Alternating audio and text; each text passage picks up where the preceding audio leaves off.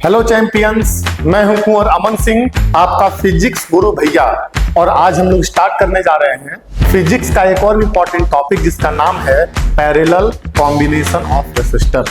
बात समझ में आ रहा है कि नहीं? इसके पहले वाले वीडियो लेक्चर में हम लोग सीरीज कॉम्बिनेशन ऑफ रेसिस्टर के बारे में बात कर चुके हैं और इस वीडियो में बात करेंगे कि अगर रेसिस्टर आपस में पैरेलल में कनेक्टेड हैं तो उनका इक्विवेलेंट रेसिस्टेंस क्या होगा। तो चलो शुरू करते हैं मेरे भाई।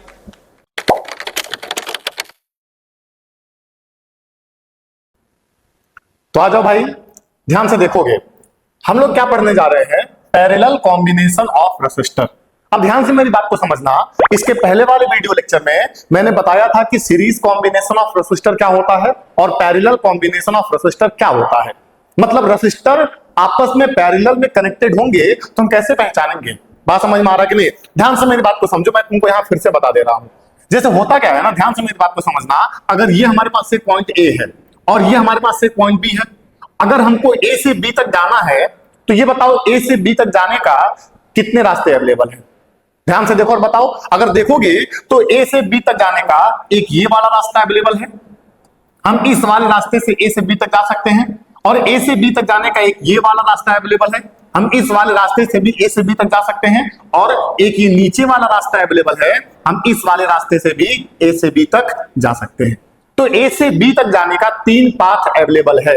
बात समझ में आ रहा है कि नहीं? अगर पहले पाथ से जाओगे तो उसमें R1 रेसिस्टेंस आएगा, अगर दूसरे वाले पाथ से जाओगे उसमें R2 रेसिस्टेंस आएगा, और अगर तीसरे वाले रास्ते से जाओगे इसमें R3 रेसिस्टेंस आएगा। तो इस केस में क्या होता है, हर एक रास्ते में एक रेसिस्टर आता है और ये तीनों रास्ते एक दूसरे के पैरेलल हैं और तीनों रास्ते हमको ए से बी तक पहुंचाते हैं। तो इस केस में ये तीनों रेसिस्टर आपस में पैरेलल कनेक्शन में होगा। ये तीनों रेसिस्टर आपस में पैरेलली कनेक्टेड होगा क्योंकि ये जो तीनों रेसिस्टर है ये सेम पॉइंट के अक्रॉस जुड़ा हुआ है। ध्यान से मेरी बात को समझो। ये जो R1 है ये भी ए और बी के बीच में जुड़ा हुआ है, ये जो R2 है ये भी तुम्हारा ए और बी के बीच में जुड़ा हुआ है, और ये जो R3 है ये भी तुम्हारा ए और बी के बीच में ही जुड़ा हुआ है। बात समझ में आ रहा है कि नहीं? अब ध्यान से मेरी बात को समझो। ये तो तुमको क्लियर हो गया कि रेसिस्टर आपस में पैरेलली कनेक्टेड होते हैं, तो हम ये कैसे पहचानेंगे। बात समझ में आ रहा है कि नहीं?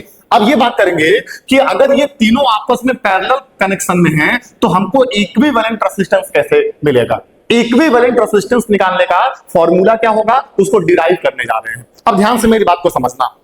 एक बात हमको ये बताओ भाई, ये तुम्हारा बैटरी लगा हुआ सर्किट में, ये बैटरी का पॉजिटिव टर्मिनल है और ये बैटरी का निगेटिव टर्मिनल है। और तुम सबको मालूम है कि सर्किट के आउटसाइड मतलब बैटरी के बाहर जो करंट फ्लो करता है वो पॉजिटिव टर्मिनल से निगेटिव टर्मिनल की तरफ फ्लो करता है अगर स्विच ऑन कर दिया जाए तो। ठीक है, ध्यान से देखना। यहां मैंने स्विच ऑन कर दिया, जैसे स्विच ऑन करूंगा तो करंट का फ्लो स्टार्ट हो जाएगा। मान लो ये तीनों मिल करके इस बैटरी से आई करंट ड्रॉ कर रहे हैं, तो आई करंट यहां से निकलेगा, वो करंट यहां जाएगा, ठीक है ना। और ये आई अमाउंट का जो करंट होगा ये यहां भी आएगा। अब ध्यान से मेरी बात को समझना। जब करंट यहां पे आएगा और जब इस जंक्शन में इंटर करेगा तो यहां पे करंट के पास 3 पाथ अवेलेबल है। बात समझ में आ रहा है कि नहीं? करंट को ए से बी तक जाना है और ए से बी तक जाने के 3 रास्ते करंट के पास हैं। तो यहां पे क्या होगा, करंट हमारा डिवाइड होगा, बटेगा। बात समझ में आ रहा है कि नहीं? देखो, कुछ करंट यहां से जाएगा, मान लो यहां गया I1 करंट, यहां कितना करंट गया भाई I2 करंट, और यहां कितना तुम्हारा करंट आ गया I3 करंट। ये I1 करंट इस R1 से होकर के यहां पहुंचेगा, ये I2 करंट R2 से होकर के यहां पहुंचेगा, और ये I3 करंट जो है ये R3 से होकर के यहां पहुंचेगा। अब ये तीनों यहां आएंगे और इस B पॉइंट से बाहर निकलेंगे तो I1 plus I2 plus I3 ये तीनों मिलेंगे और क्या बन जाएंगे, I करंट बन जाएंगे। और फिर ये I करंट यहां से बैटरी के निगेटिव टर्मिनल में चला जाएगा, इस तरीके से फ्लो करेगा। मतलब यहां पे ये जो I है ये 3 पार्ट में बटा और यहां पे ये तीनों पार्ट जुड़ गए तो क्या मिल गया हमको, आई करंट। क्लियर है कि नहीं? तो इस बात को ध्यान देना है कि पैरेलल कॉम्बिनेशन ऑफ रेसिस्टर में जो करंट है वो डिवाइड हो जाता है। लेकिन मैंने पिछले वीडियो लेक्चर में बताया था कि सीरीज कॉम्बिनेशन ऑफ रेसिस्टर में करंट को केवल एक ही पाथ अवेलेबल होता है, तो हर एक रेसिस्टर में सेम अमाउंट का करंट फ्लो करता है अगर कॉम्बिनेशन सीरीज वाला होता है तो। लेकिन अगर पैरेलल कॉम्बिनेशन है तो करंट यहां पे क्या हो जा रहा है, डिवाइड हो जा रहा है। बात समझ में आ रहा है कि नहीं? अब ध्यान से देखो, ये तो करंट के बारे में हो गया और अब बात करते हैं किसके बारे में, पोटेंशियल के बारे में। और पोटेंशियल के बारे में बात करने से पहले हम लोग एक इक्वेशन लिखेंगे और वो इक्वेशन क्या होगा, I equal to I1 plus I2 plus I3। ये कोई नई बात नहीं है, ये जो आई करंट है ना, ये इन तीन करंट में टूट गया। मतलब यहां पे अगर 6 एंपियर करंट आ रहा था, बात समझ में आ रहा है कि नहीं, तो मान लो यहां करंट हमारा गया कितना, मान लो यहां करंट हमारा कितना गया 2 एंपियर, ठीक है ना, यहां पे कितना गया 3 एंपियर, और यहां पे कितना गया 1 एंपियर। बात समझ में आ रहा है कि नहीं, टोटल 6 एंपियर हो गया। अब एक बात ध्यान देना है कि तीनों रेसिस्टर में किसमें ज्यादा करंट फ्लो करेगा और किसमें कम करंट फ्लो करेगा। अब एक बात ये बताओ, जैसे मान लो मैंने ये बोल दिया यहां पे लिखूंगा R1 is less than R2 और R2 is less than R3। मतलब सबसे बड़ा रेसिस्टेंस R3 है, उससे छोटा R2 है और उससे भी छोटा R1 है। तो एक बात ये बताओ, अगर सबसे छोटा ये वाला रेसिस्टर है, इसका मतलब ये है ये करंट के फ्लो का अपोज कम करेगा। अगर ये करंट के फ्लो का अपोज कम करेगा, इसका मतलब इस वाले रास्ते से ज्यादा करंट फ्लो करके जाएगा। बात समझ में आ रहा है कि नहीं। और उससे थोड़ा सा बड़ा ये वाला रेसिस्टर है, क्लियर है कि नहीं। अगर ये रेसिस्टर थोड़ा सा बड़ा है तो ये करंट को थोड़ा ज्यादा अपोज करेगा, तो इसके मुकाबले इसमें थोड़ी कम करंट आएगी। बात समझ में आ रहा है कि नहीं। और ये रेसिस्टर सबसे बड़ा है तो ये करंट को सबसे ज्यादा अपोज करेगा, तो इसमें सबसे कम करंट आएगी। तो अगर यहां 6 एंपियर करंट आ रहा था, तो मान लो यहाँ पे 2, यहाँ पे 3 एंपियर गया, यहाँ पे 2 एंपियर गया और यहाँ पे 1 एंपियर गया। सबसे ज्यादा करंट इस वाले रास्ते से गया क्योंकि यहाँ पे रुकावट कम था, उससे ज्यादा रुकावट यहाँ पे है तो यहाँ पे करंट 3 से 2 एंपियर हो गया, और सबसे ज्यादा रुकावट यहाँ पे है तो यहाँ पे करंट केवल 1 एंपियर ही जाएगा। समझ में आ रहा है कि नहीं आ रहा है। तो अगर रेसिस्टेंस की वैल्यू ज्यादा होगी रास्ते में, उसमें करंट कम जाएगा, और अगर रेसिस्टेंस की वैल्यू कम होगी तो उसमें करंट क्या होगा भाई, ज्यादा जाएगा। इस बात को तुमको दिमाग में रखना है। अब मेरी बात को समझोगे, इक्वेशन कौन सा लिखेंगे, इक्वेशन लिखेंगे I इक्वल टू किसके बराबर होगा, I equal to I1 plus I2 और प्लस I3, क्योंकि जो I करंट है ना वही I1, I2 और I3 में टूट रहा है, ब्रेक हो रहा है। क्लियर है कि नहीं। तो इस इक्वेशन को तुमको दिमाग में रखना है। अभी सम डेरिवेशन चालू करेंगे, क्लियर है कि नहीं। अब ध्यान से मेरी बात को समझना भाई। अब आ जाते हैं अपने काम की बात पे। अब देखो, अब किसके बारे में बात करेंगे, पोटेंशियल के बारे में बात करेंगे। एक बात हमको ये बता दो भाई, ये जो R1 है ये A और B के बीच में जुड़ा हुआ है, ये जो R2 है ये भी तुम्हारा A और B के बीच में ही जुड़ा हुआ है, और ये जो R3 है ये भी तुम्हारा A और B के बीच में जुड़ा हुआ है।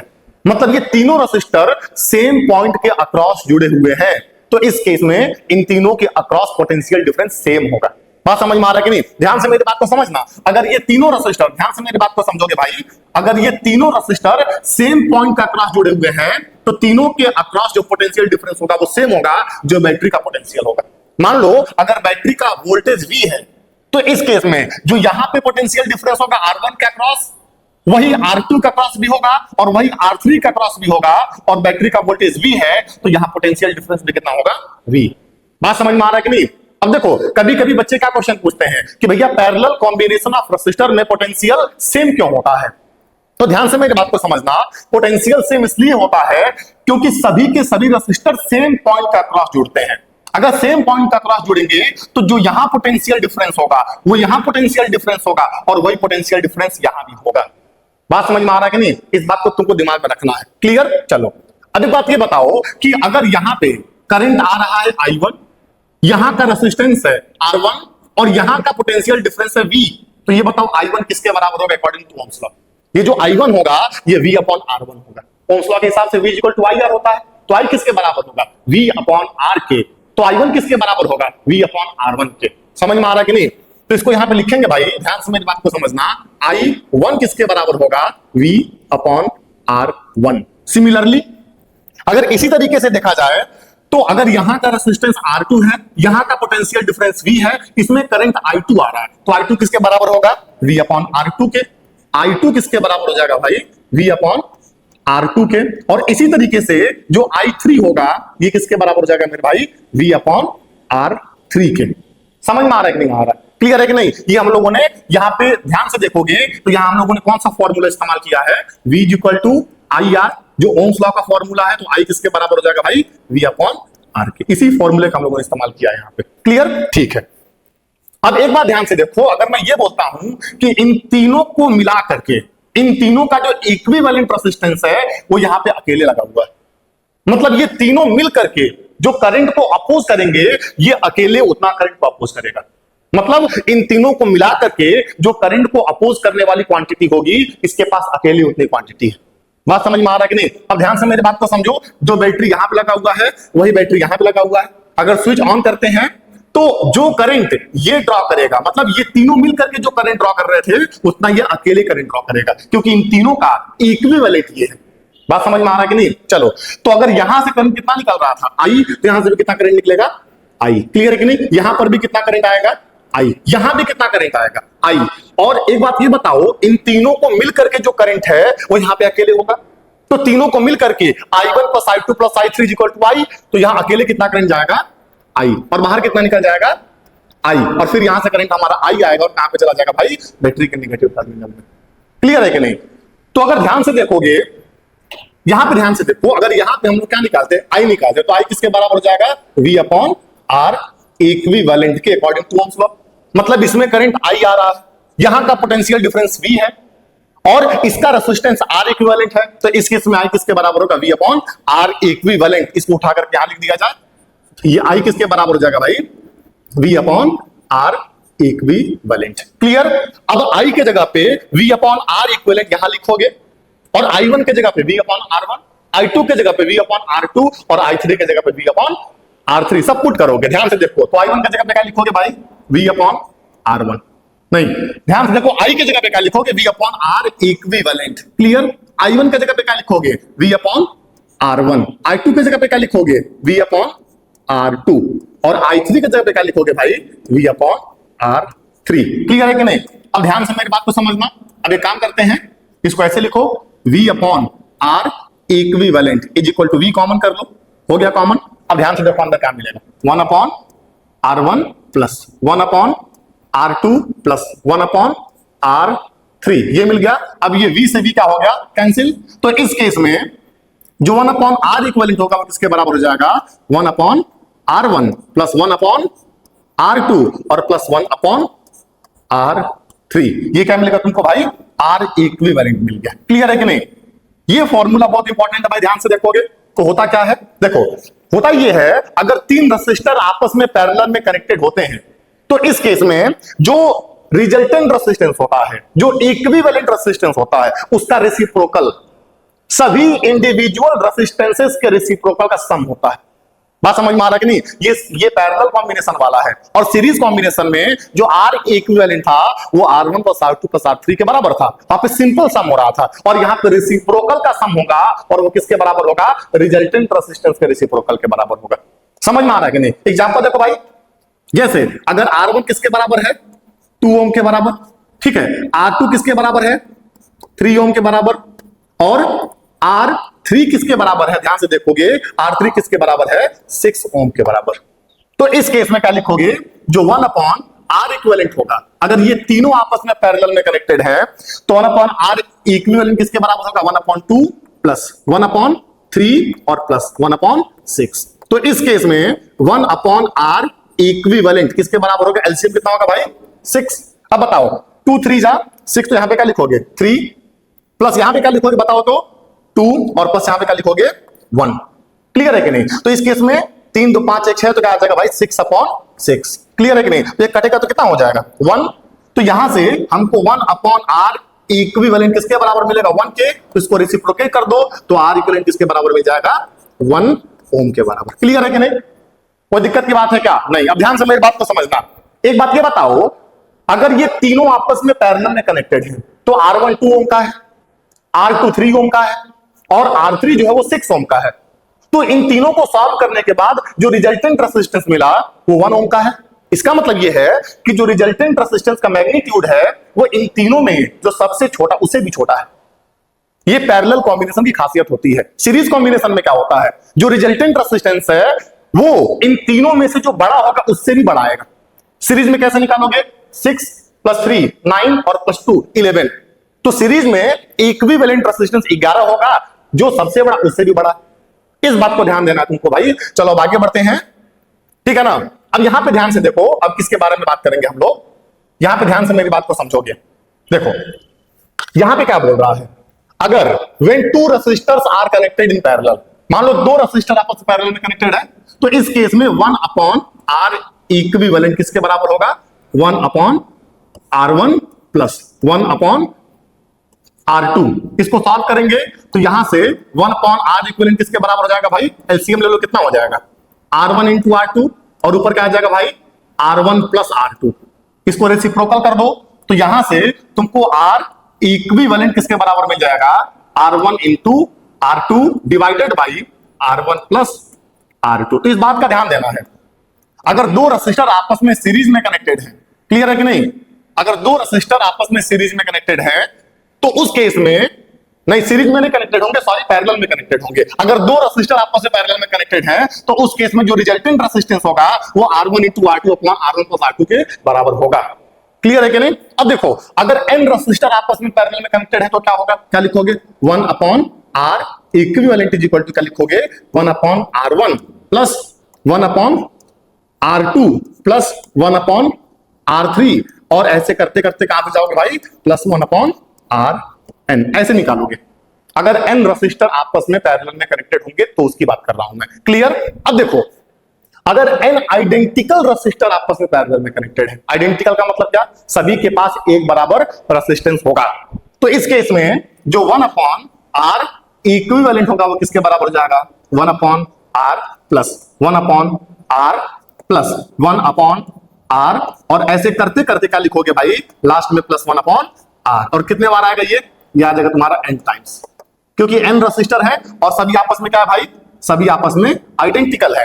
तो इस केस में ध्यान से देखो यहां पे जो 1 अपॉन R इक्विवेलेंट होगा किसके बराबर होगा, n अपॉन R के, इसको उल्टा कर दोगे तो यहां पे तुमको जो R इक्विवेलेंट मिलेगा वो किसके बराबर मिल जाएगा, R बाई n के। तो इस फॉर्मूले का तुमको ध्यान रखना है, ये फॉर्मूला काम आता है जब आइडेंटिकल रेसिस्टर आपस में पैरेलल में कनेक्टेड होते हैं तो। क्लियर। चलो अब आगे बढ़ेंगे, अब ध्यान से देखो अब यहां पे क्या लिखा गया है, वही बातें लिखी गई होंगी जो मैंने बताया है। क्या लिखा गया है, when two or more resistors are connected across the same two point of a circuit they form a parallel combination। देखो ये तीनों रेसिस्टर सेम 2 पॉइंट के क्रॉस जुड़े हुए हैं तो ये तीनों पैरेलल कॉम्बिनेशन में। क्लियर। अब देखो पैरेलल कॉम्बिनेशन में more than one path is available, मतलब पैरेलल कॉम्बिनेशन में जो करंट के पास एक से ज्यादा रास्ते मौजूद होते हैं, यहां पे देखो इधर भी जा सकता है करंट, इधर भी जा सकता है, इधर भी जा सकता है, तो करंट हमारा डिवाइड हो जाएगा। क्लियर। क्या बोल रहा है, current is divided among different branches, सभी ब्रांचेज में करंट क्या हो जाएगा, डिवाइड हो जाएगा, जो मैंने तुमको बता दिया है। देखो करंट क्या हो रहा है भाई, डिवाइड हो रहा है। क्लियर। देखो उसके बाद से क्या बोल रहा है, voltage across each resistor remains the same, सभी रेसिस्टर के अक्रॉस वोल्टेज क्या होगा, सेम होगा, क्योंकि सभी रेसिस्टर सेम 2 पॉइंट के अक्रॉस जुड़े हुए हैं। तो इस बात का तुमको ध्यान रखना है। क्लियर। चलो आगे बढ़ा जाए, वही बात लिखेगा, same voltage across every resistor, सभी रेसिस्टर के अक्रॉस सेम वोल्टेज होगा, current divides into different branches, सभी ब्रांचेज में अलग अलग करंट होगा, जिस ब्रांच का रेसिस्टेंस ज्यादा उसमें करंट कम होगा और जिस ब्रांच का रेसिस्टेंस कम उसमें करंट ज्यादा होगा। अब देखो equivalent resistance is less than the smallest resistor, जो सबसे छोटा रेसिस्टर होगा उससे भी छोटा क्या आएगा, इक्विवेलेंट रेसिस्टेंस। जैसा भी निकाला गया था, एक 2 ओम का था, एक 3 ओम का था, एक 6 ओम का था, अगर इन तीनों को पैरेलल में जोड़ दोगे तो जो रिजल्टेंट रेसिस्टेंस मिलेगा वो 1 ओम आएगा, मतलब उन इंडिविजुअल में जो सबसे छोटा 2 ओम है उससे भी छोटा आ गया। समझ में आ रहा है कि नहीं। अब क्या लिखा है, इसकी सबसे बड़ी खासियत क्या होती है, इफ वन ब्रांच फेल, अगर एक ब्रांच फेल हो जाता है other branches continue to work, तो बाकी सभी ब्रांचेस काम करते हैं, वो नहीं काम करना छोड़ देते हैं, जो सीरीज एकदम अपोजिट है। ध्यान से देखो, जैसे ये दोनों बल्ब आपस में कैसे कनेक्टेड हैं, पैरेलल में, तो अगर एक बल्ब हमारा फ्यूज हो गया, एक बल्ब काम नहीं कर रहा है तो ये बल्ब काम करेगा क्योंकि पैरेलल कॉम्बिनेशन में। लेकिन सीरीज में अगर एक काम करना बंद कर दिया दूसरा भी काम करना बंद कर देता था। समझ में आ रहा है कि नहीं, वो उसका डिमेरिट था और ये मेरिट है पैरेलल कॉम्बिनेशन का। समझ में आ रहा है कि नहीं। चलो भाई आगे बढ़ा जाए। चलो अब इसका क्या लिखा है, एप्लीकेशन ऑफ पैरेलल कॉम्बिनेशन। सबसे पहला एप्लीकेशन क्या है, हाउस होल्ड वायरिंग, मतलब जो डोमेस्टिक इलेक्ट्रिक सर्किट होता है ना, जो घर की वायरिंग होती है वो वायरिंग पैरेलल कॉम्बिनेशन में होती है। मतलब पैरेलल कॉम्बिनेशन का मतलब क्या होता है, जो घर में जितने भी इक्विपमेंट है, जितने भी इलेक्ट्रॉनिक डिवाइसेस हैं, सब के सब पैरेलल कॉम्बिनेशन में होते हैं, सभी का क्रॉस पोटेंशियल डिफरेंस सेम होता है, सभी के लिए सेपरेट स्विचेज होते हैं, और अगर एक पंखे को ऑपरेट करना है तो एक पंखा एक सेपरेट स्विच से ऑपरेट होगा और दूसरा पंखा बंद रहेगा। ऐसा नहीं है कि एक स्विच आप चालू करोगे तो सारे पंखे चालू हो जाएंगे, एक चालू करोगे एक चालू होगा, उसको बंद करके दूसरा चालू करो दूसरा चालू हो जाएगा। तो पैरेलल कॉम्बिनेशन में सभी इलेक्ट्रॉनिक अप्लायंसेस के पास सेपरेट स्विच होता है और सभी के across same potential difference set होता है। इस बात का तुमको दिमाग में मतलब ध्यान रखना है इस बात का। अब देखो, सीलिंग फैन पैरेलली कनेक्टेड होता है, एलईडी बल्ब पैरेलली कनेक्टेड होता है, सभी electrical appliances house hold wiring में पैरेलल में कनेक्टेड होते हैं। जैसे देखो, ये बल्ब है, ये फैन है, ये लैंप है, ये सब के सब क्या है, पैरेलली कनेक्टेड है, सबके लिए सेपरेट स्विच होता है। समझ में आ रहा है कि नहीं? चलो अब ध्यान से देखो, तुमको यहाँ पे तमाम इलेक्ट्रिकल अप्लायंसेस दिखाई दे रहे हैं। रेफ्रिजरेटर है, माइक्रोवेव ओवन है, वॉशिंग मशीन है, एयर कंडीशनर है, हीटर है, इलेक्ट्रिक केटल है। ये सभी के सभी इलेक्ट्रॉनिक डिवाइसेस घर में यूज में लिए जाते हैं और सभी के सभी इलेक्ट्रॉनिक डिवाइसेस पैरेलली कनेक्टेड होते हैं। सबके लिए सेपरेट स्विच होता है, सबके across same potential difference set होता है। इस बात को मैं बार बार बता रहा हूं ताकि तुम्हारे दिमाग में सेट हो जाए। क्लियर है? चलो भाई, ठीक है ना? उम्मीद करता हूं तुमको ये पूरी क्लास समझ में आई होगी। पैरेलल कॉम्बिनेशन ऑफ रेसिस्टर में हमको इक्विवेलेंट रेजिस्टेंस कैसे मिलता है, इसका डेरिवेशन हम लोगों ने किया, इसका फॉर्मूला हमको मिल गया। अगर कोई भी क्वेश्चन, कोई भी क्वेरी तुम हमसे पूछना चाहते हो तो कमेंट बॉक्स में कमेंट कर सकते हो। मैं कमेंट पढ़ता हूं और फिर से उसका सोल्यूशन मैं अपलोड कर दूंगा तुम्हारे लिए। क्लियर है कि नहीं? चलो भाई, stay connected, stay educated. Thank you very much.